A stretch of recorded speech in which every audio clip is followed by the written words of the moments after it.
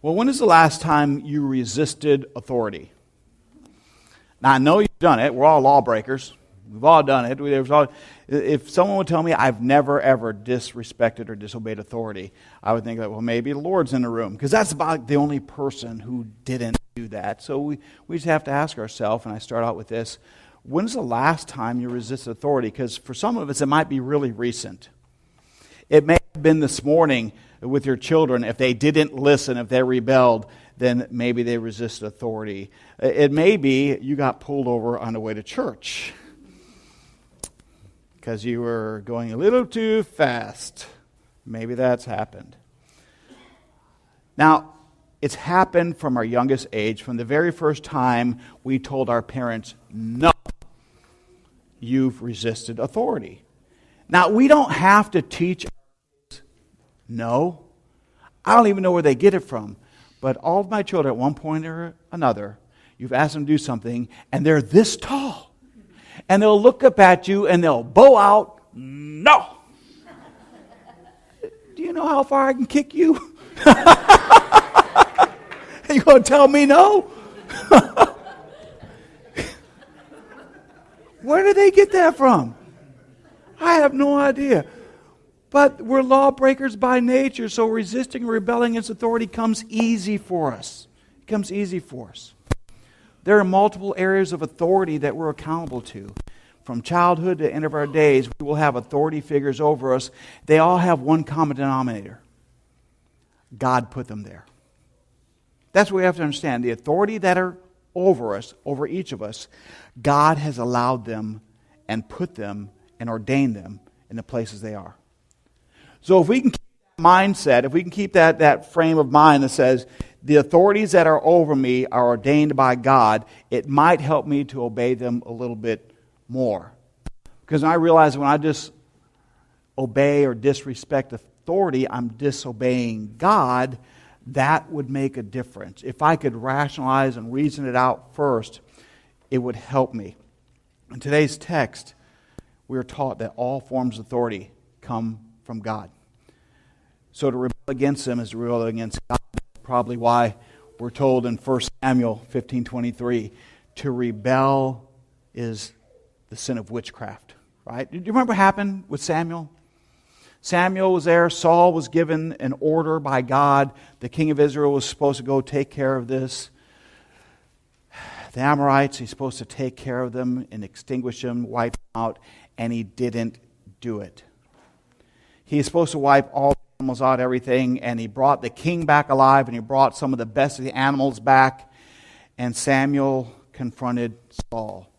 And he said, why have you not obeyed the word of the Lord your God? He said, but I did obey. Really? What is the bleating of those sheep I hear in my ear if you obeyed?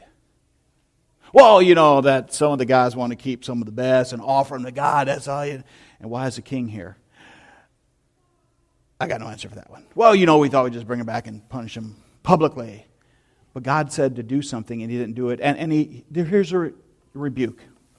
For rebellion is as a sin of witchcraft, and stubbornness is as iniquity and idolatry. Because you've rejected the word of the Lord, he has rejected you from being king. Do you understand that disobedience to the word of God cost him the kingship? Rebelling against authority may cost you more than you want to pay. It may cost you your job if you keep rebelling against authority at work. You may get fired. You may be looking for another job.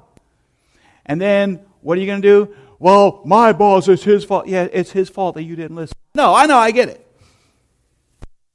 Well, it doesn't matter. That's an authority figure. How many kids get kicked out of class and written up and referrals and out of school suspensions because they're rebelling against authority? It's become an epidemic in our society. Rebellion. We have people that write an A with a circle around it and are proud of rebellion because it's anarchy. We don't want any authority figures in our life. Well, that will lead to only chaos. I promise you. It's not going to lead to anything good. Now, the most basic family authority is our parents. You know, it's stated in one of the 10 Commandments. It made God's top 10 list. And it starts with the fourth commandment. Honor your father and your mother, that your days may be long upon the land which Lord God is giving you. So it's the first commandment with a promise, but it has to deal with authority. It tells our children and us as parents that there's a standard that God set, that children are supposed to honor authority over them. Your children are given to you by God, and you are the first authority figures in their life. And how you handle authority and how you handle authority overall and how you handle them and your disciplinary tactics with them, all is based on how you view God's authority. It all is. Now, I remember at a very young age when my parents were having, before I got divorced, I remember my mom lied to me and my dad lied to me. Both of them had lied about something, and I knew they lied to me. And here's what I thought as a young kid. I'm in grade school. And this is scary because this is the thought process ahead. Well, my mom lied to me, and I completely trusted her. My dad lied to me, I completely trusted him. Maybe I can't trust anybody. Now that came through at a very young age because the only two people I completely trusted had lied to me, and I knew they lied to me. And it made me question everything, my whole worldview. It did. So it's huge. This is our first introduction to interact with authority, is our parents. Now I'm sure I know I failed as a father in certain areas. I know that because you want to do the very best you can and be an authority figure. And it's a tall order. There's one song that we had, every one of our kids, the first several kids, had their own song. Like Joshua's song was Little Boy on His Knees by Twila Paris. Ariel's song was Butterfly Kisses. Everyone knew that one, right? And Caleb's song was by Phyllis, Craig, and Dean. And it still resonates with me. And it's, I want to be just like you because he wants to be just like me. And it's a challenge for parents to set this standard to do things God's way because we know that our children are going to follow the example that we set, and we set a godly example, they will follow a godly example. If we set an ungodly example, they're going to follow an ungodly example, and we set that in our home, and that's why God says, listen, this is a serious thing. I want your children to obey you. I want them to honor their father and mother. I want them to listen to authority figures in their life so that they will live long, because if they don't, I will take them out. In the Old Testament, God had no problem taking people out. And you see several times that certain individuals were taken out because they rebelled and didn't listen to their parents, didn't listen to God. They rebelled against authority, and they were removed from this land, from the earth, for disobedience.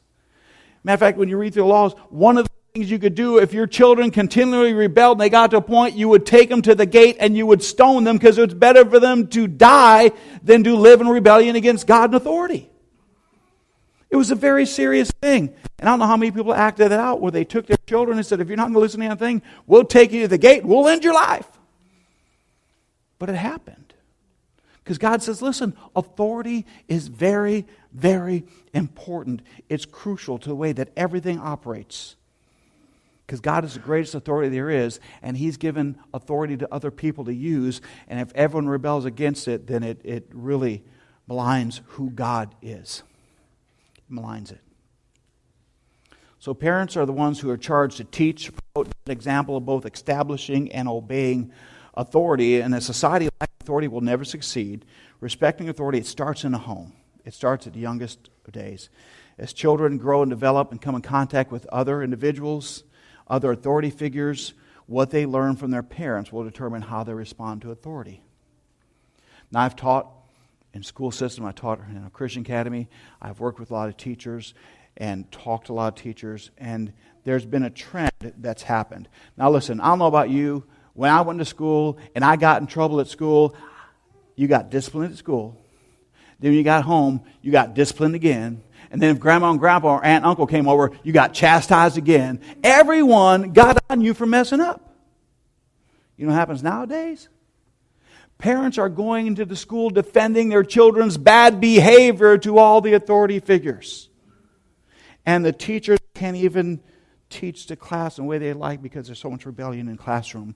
And parents are going and validating disrespect against authority figures. How do you think that's going to play out? It's horrible. A lot of the reasons teachers quit their positions is because of discipline in the classrooms. It's not because they don't love teaching. It's because the positions they put in and no authority in the classroom. And even when they're hopefully be backed up by their superiors, sometimes it doesn't happen that way. And it's disheartening. And it's against God's ways. So what happens when parents don't take the responsibility seriously? Well, I've seen it firsthand several times. One of the worst cases I've ever seen when I was a youth pastor at Oxford First Baptist, we had a girl in our youth group. Now, she was a little bit bigger girl, and she was just herself. She didn't take care of herself all that much, and she came, she was faithful, she loved being at church. And we found out something's going on. See, she had a single mom. She was abusing her mother. And it got worse and worse. We had to call the police several times. And I went and I talked with her mother, and the mother says, well, it's really all my fault. I said, what do you mean it's all your fault? She said, well, I let her get away with it when she's younger. I thought it was cute, and then as she got older and bigger, it just got out of hand. I should have addressed it when she was younger. I said, yeah, you should have. But when I saw the bruises she put on her mother, threw her down, pulled her hair, punched her, kicked her, all the stuff she was doing, to your mother? I was shocked that type of behavior was happening. And really, we had to call the police a couple times. And finally, the last time the police came and said, listen, if you touch your mother one more time, you will be removed. And that's it. Removed. Can you imagine? It should be taken seriously. Now, we're going to get to Romans 13. Look at verse 1 with me. It says, let every soul be subject to the governing authorities. There is no authority except from God, and the authorities that exist are appointed by God. This is called a blanket statement on authority. I mean, he says, let me tell you about authority. Let's go to the basic structure of this. He said, every soul, that means every single individual should be what? Should be subject, should be listening to, should be under the authority of those who are over them, the governing authorities. Every single individual has an accountability to authority over them because there is no authority except from God. And the authorities that exist in every realm at every level are appointed by God. So in case you didn't get it, God says, listen, the authority exists because I put it in place. Every form of authority that you can think of, I instituted. It's mine. I gave them that authority. Those who have it because I gave it to them. And if I want to deal with it, I'll take it away. Your job is to submit to the authority over you. Now, some of you I just don't even like that. I know. Who likes it? No one likes it. It's just the way it is. You think, well, they're not doing... Listen, it's you to do your job underneath them. I've had bosses that were easy to get along with. I have bosses that were very difficult to get along with. My job is to respect the authority. And I have to do that all the time. Sometimes go in a setting where people are over you and you're under their seniority. And then in another setting, you might be over them and they have to respect your authority. It's the way it is. We have to recognize the authority over us and then submit to it. Why? Because it's God's authority. It's God's authority. Now this word, it's exousia. It means authority, but it also means power.